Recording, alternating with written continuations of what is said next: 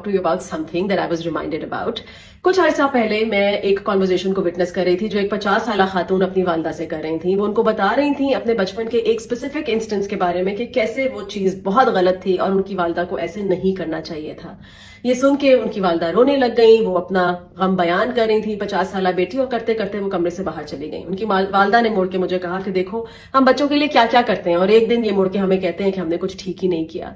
तो मैंने उनसे कहा कि आप ठीक कह रही हैं, हम बच्चों के लिए बहुत कुछ करते हैं, लेकिन आपकी बेटी ने ये नहीं कहा कि आपने कुछ ठीक नहीं किया. उसने बस एक स्पेसिफिक इंस्टेंस की बात की है कि वो ठीक नहीं हुआ था.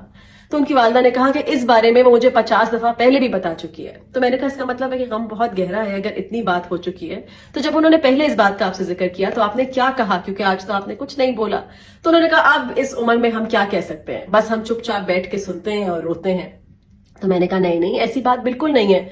आप उस कमरे में जाएं, अपनी बेटी का हाथ पकड़ें और बोलें बेटा I am so sorry for what happened then, मुझे माफ कर दो और ये बता दो कि आगे मैं क्या कर सकती हूँ जिससे हमारा रिलेशनशिप बेहतर हो सके, because I love you dearly. बस ये 3-4 जुमले आप बोला है अपनी बेटी को. इस पे उन्होंने मुझे देखा, थोड़ा पॉज किया और फिर कहा ये मुझसे नहीं होगा.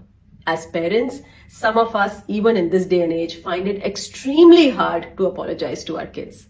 I wonder why.